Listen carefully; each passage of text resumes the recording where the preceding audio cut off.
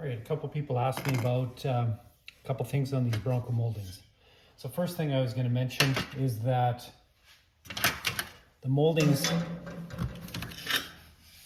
this rubber piece here that sits in the molding is removable. So what you have to do is there's a screw on each end of the back side here that you have to take off. So there's that one, and then here's the other one. So you have to take those off and slide the molding off. You'll also notice that these are two-piece. So on the fenders and the box sides, these are two-piece. You have to remove this. The way you remove it is basically it's pressed in here and here. I took a small flat screwdriver and I opened it up, and then a needle nose pliers. I slid it out, and then you can take this molding out. Now you got to take the molding out only one way. Hard to tell on this one here, but there's really nothing here to stop it from sliding. The other side though, and I'm going to show you on this one here.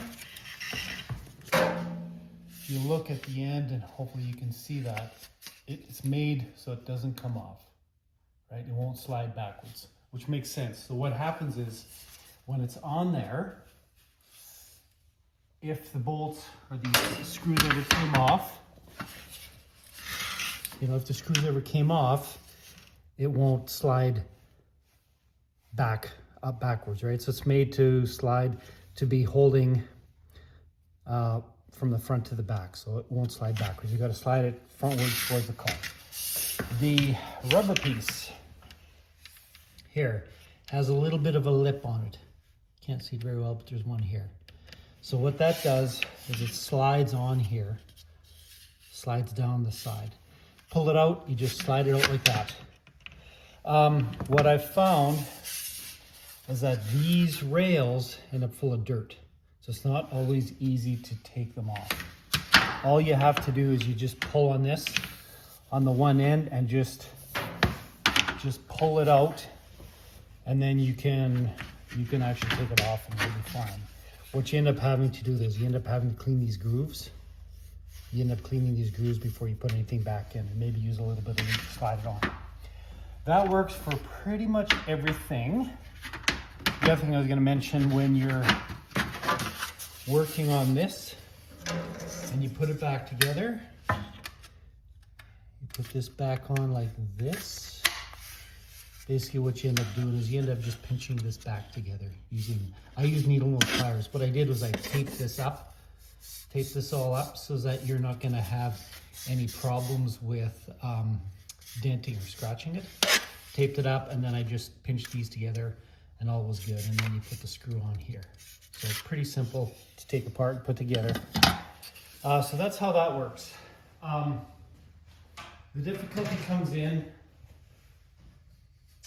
on the doors. So on these doors, what I found is that this is bent in as on the front and the back. So I can't slide this thing off. So this is my spare one. What I'm going to do with this one here is I'm going to basically try just pulling this off here. I'll take the screws off, pull it off, and I'm going to see if I can put it back together on the spare one. Got some ideas. I'll try it out and see how it works.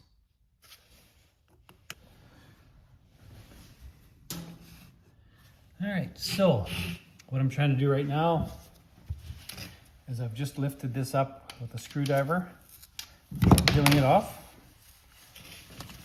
Oh boy, this is pretty tough.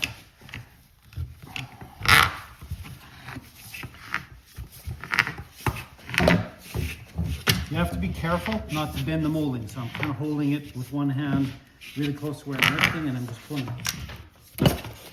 There you go. So that's it. You can kind of see how dirty it is. See how dirty this is? All the stuff coming out of there. And here you might be able to see a little bit better. Let's see if you can see this. You can see that it's not flow through. You can't do anything here. A couple options. I can grind this off, or on the back, of course, it's designed that way.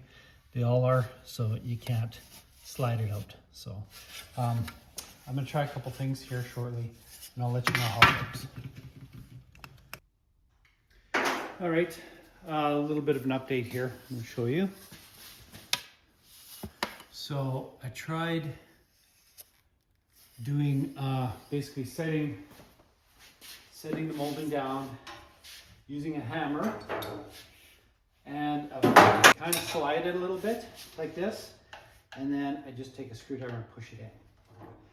It seems to work okay. The concern I have with doing this is that I might damage the outside edge of the molding or permanently bend it. So I've got one more thing left in mind. I'll try that. And all right, so this is my final approach here. You'll see I just kind of ground a little bit at the end, and that's using a zip cut tool. And I'm going to try setting this in place and see if it works. I'm quite certain it will. So now I can just slide it in. It slides in like it's supposed to. So I'm pretty happy with that. All right, so that's my approach I'm going to take on my other molding. You really can't tell that I've ground that. You really can't see it. If you knew it was there, you might notice, but for the most part, I don't think anybody's going to notice that. So that's my approach. Hopefully you guys have to do this on a F-150 or Bronco.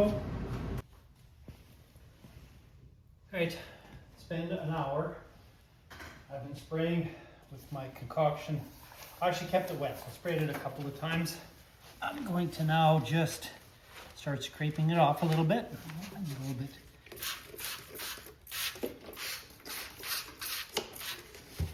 Just keep it nice and wet.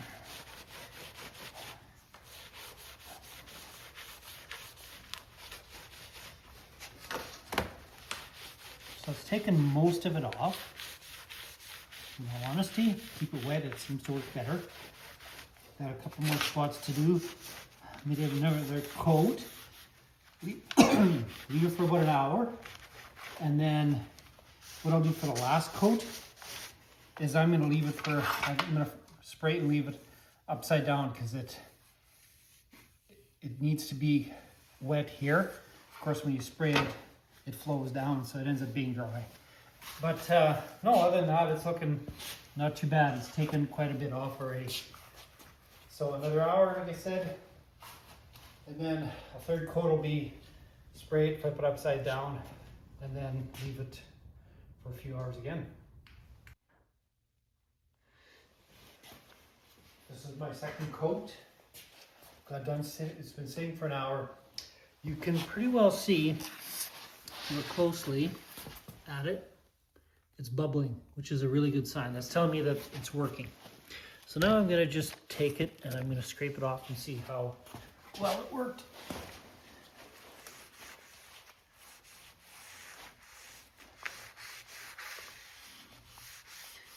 So it looks like it's almost done, except for that really top piece, which I'd mentioned before. So for my third coat, I'm gonna flip it upside down. But for the day, I think I'm gonna end up being done because we're in a snowstorm, so I've gotta clean that up and start scraping that. So that'll be a tomorrow job, I think. So this is what it looks like. Pretty happy with that. It's pretty well clear. I'm just gonna wipe it off so you can have a better look at it.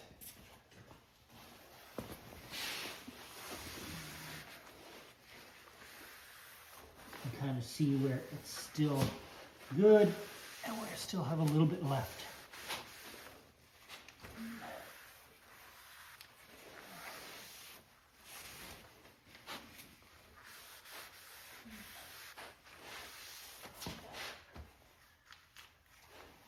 A little bit more.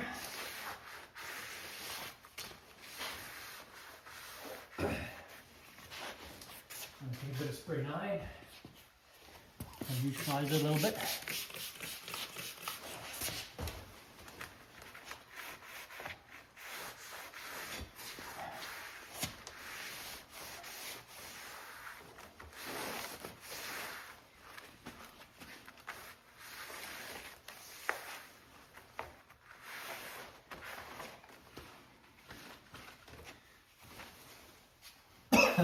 So yeah, you can see here it's pretty good, but there's just a little bit up here on the top edge here. So, one more coat tomorrow and it should be good. In the meantime, while I was waiting for that to dry, I wasn't sitting around, decided to do some painting. So I'll show you what I've been doing here.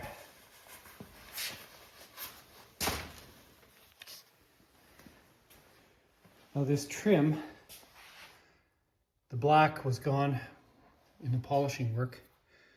So just mask it off, some green tape here.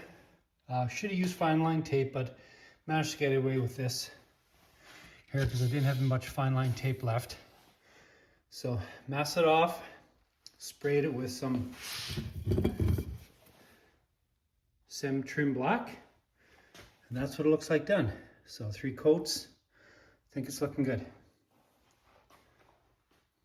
Let me know what you guys think. In this section here, we add the top molding on the box sides. What we had to do is we installed the door and fender moldings and wanted everything lined up so it was nice and straight. What we did is we put some tape on the box side and then lined everything up so everything was square. And then what we did was we measured everything onto the tape to align it to the clips, drilled holes, screwed the clips in place, and then put everything back in, and it seems to have worked quite well. So you can see it's nice and square. Very happy with the result. This was critical to get it nice and square so we could put the bottom moldings in, which are more of a challenge. In this section, you can see we taped everything in place to get everything square and aligned. What you can't see here is that the box side molding just behind the front door has a tilt going upwards. We had to really concentrate on getting that straight before we set everything in place and taped off every spot where we're going to put the holes in. In the next section or two, you'll see how nicely it worked out at the end.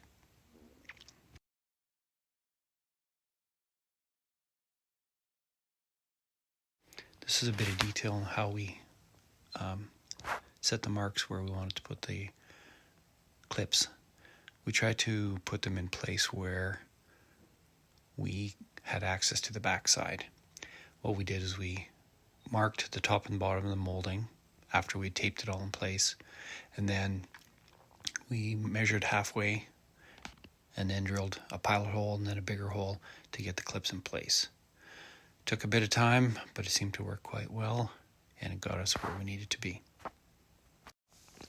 This is a picture of it with the moldings installed and complete. You can see that they look pretty good, considering how bad the moldings were in condition and how long it took us to put it in place. Spent a lot of time, like I said, trying to get everything nice and straight, but very happy with the results, and it looks really good. If you have any questions or comments, feel free to shout. Comments and questions are welcome.